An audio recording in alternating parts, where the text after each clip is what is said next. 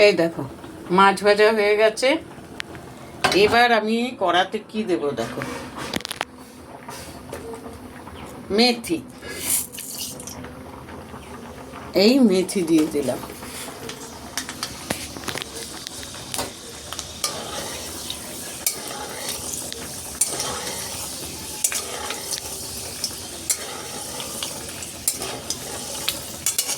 মেথি দিয়ে দিলাম। এবার দেব টমেটো,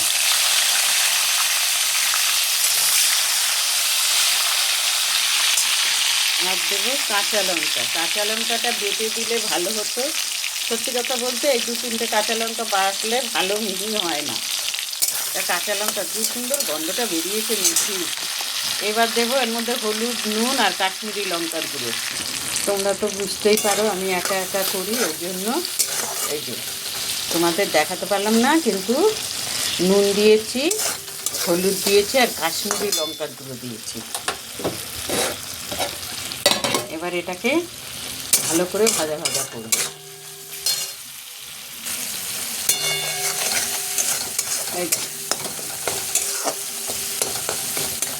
মশলাটা ভাজা ভাজা করছি। এবার দেবো ধনে পাতা,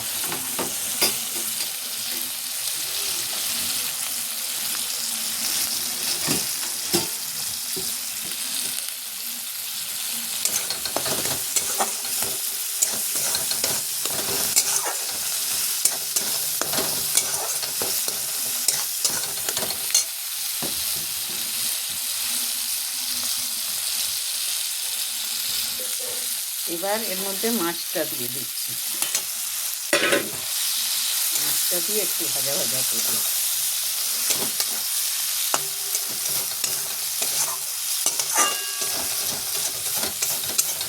গন্ধ পাচ্ছ বন্ধুরা? আমি কিন্তু হেভি হেভি গন্ধ পাচ্ছি।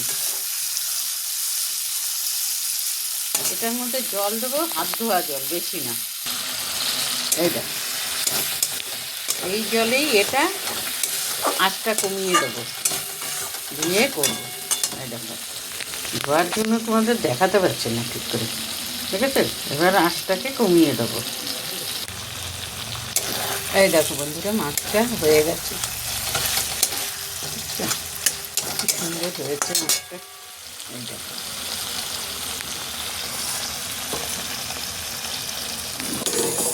ধনিয়া না,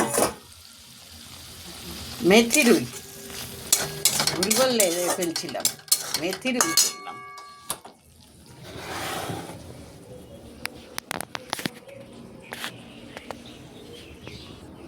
এই দেখো মেথি রুইটা এইভাবে করেছি, তবে খেতে কিন্তু দুর্দান্ত হয়েছে। তোমরা করে খেয়ে দেখতে পারো, খুব ভালো হয়েছে।